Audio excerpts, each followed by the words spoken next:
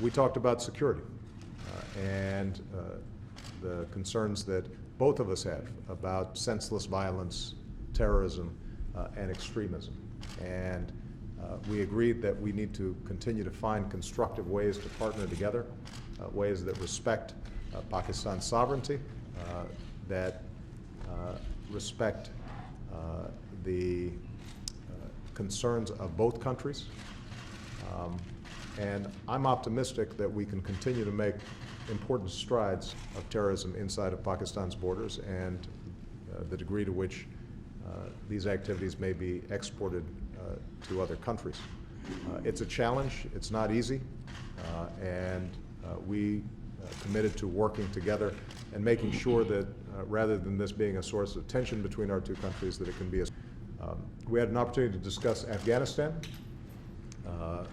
Obviously, Pakistan is deeply interested in how Afghanistan transitions as the United States and other coalition forces end their combat role next year. And Afghanistan is fully responsible for its own security. And I pledge to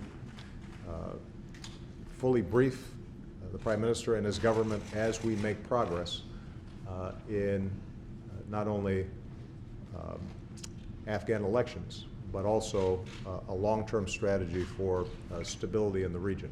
And the Prime Minister and I both agreed that it is in America and Pakistan's interests for Afghanistan to be stable and secure, its sovereignty respected.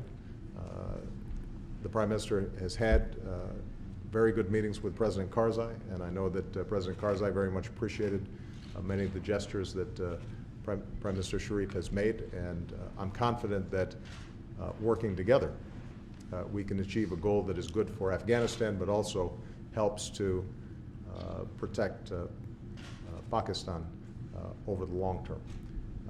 And we had an opportunity to discuss India. And the Prime Minister had the opportunity to meet with Indian Prime Minister Singh in New York.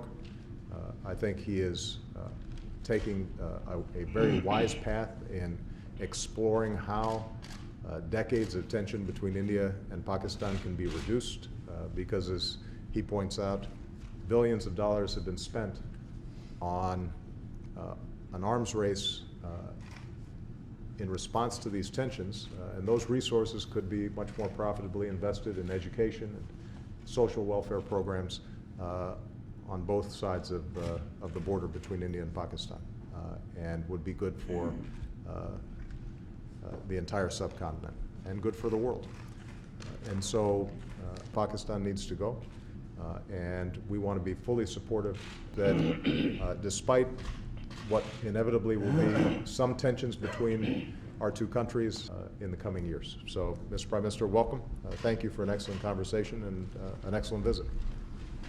Thank you very much. Thank you, Mr. President, for your gracious invitation and the warm welcome accorded to me and members of my delegation. Thank you for your support to democracy and good wishes for the people of Pakistan. Ladies and gentlemen of the press, I've just had a most cordial and comprehensive exchange of views with President Obama on matters of bilateral interest and issues of regional concern. Mutual respect and mutual interest serve us best. At the domestic level, my government is focused on 4 key areas, and I've discussed this with Mr. President. Extremism. We both agreed that progress in these core areas is indispensable